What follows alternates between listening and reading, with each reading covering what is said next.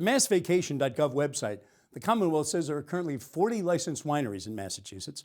Tonight, Phil Corman, Executive Director at CISA, Communities Involved in Sustaining Agriculture, takes us to a pair of local wineries, and we learn a bit about what it takes to grow wine-making grapes in this cool climate. Wild grapes were first spotted off the coast of Massachusetts on an island, and the Dutch explorer named that island Martha's Vineyard after his daughter. But wild grapes grew throughout the Commonwealth.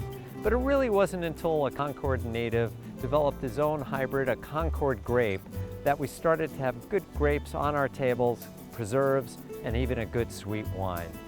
We have over 25 vineyards here in Massachusetts alone, and many varietal grapes are being grown that are really known throughout the world. We're going to be visiting two vineyards today. The first one is in Southampton, Black Birch Vineyard with Ed and Mary Hamill, and our second stop will be at Mount Warner Vineyard in Hadley. Mount Warner Vineyards is handled basically by my husband and myself. We actually met at UMass many years ago, graduated in the 70s. This is our second career. What are we going to do in retirement? So this is our retirement career. We started making wine in our garage, as people make beer in their garage, in carboys, 5-gallon carboys, about 12 years ago. And we thought, gee, we've got a hill here, it looks nice, wouldn't a vineyard be lovely? We got some cuttings from friends of ours who have a vineyard in New Hampshire. The grapes grew well, some of the original vines are here, and the rest just kind of took off. We have about 725 vines, and we get about 350 cases of wine, and there's 12 bottles in a case. We really strive to only make wine from grapes that grow on our vineyard, and the grapes that really do well in this area, in the valley, are cold, hardy, and short growing season grapes.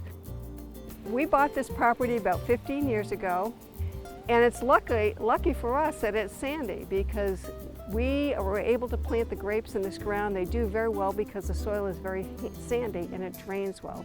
We would not be able to grow these grapes in the beautiful flat fields of Hadley, for which Hadley is known.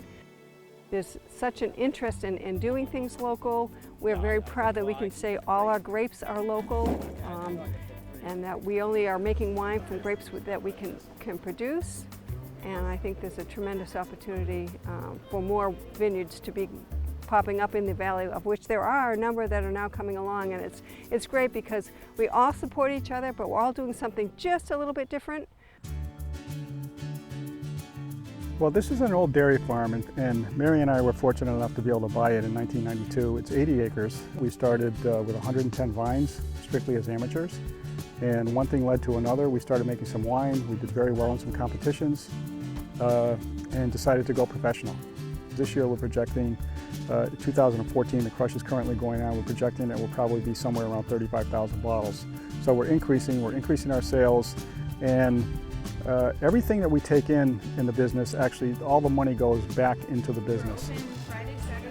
Another way that we sell our wine is through the farmers markets, and we do the Northampton Tuesday market, which we enjoy a lot. For us, we feel like we make a nice presence there. We sell some wine. That's not the most important thing. The most important thing is to make a presence and have people find out about us. And lo and behold, you know what? They find out about us there, and then they come back to Black Birch. They come and visit us. You can see we have a beautiful spot here. We look at the Mount Tom range. We look at the Mount Holyoke range. We've got a beautiful lawn area. People come. They can hang out outside. Some people bring picnics. Once in a while, we have food carts. You can buy a glass of wine and drink it on site. There's positive energy here. It's really a very positive energy place, and when they come here, people enjoy themselves.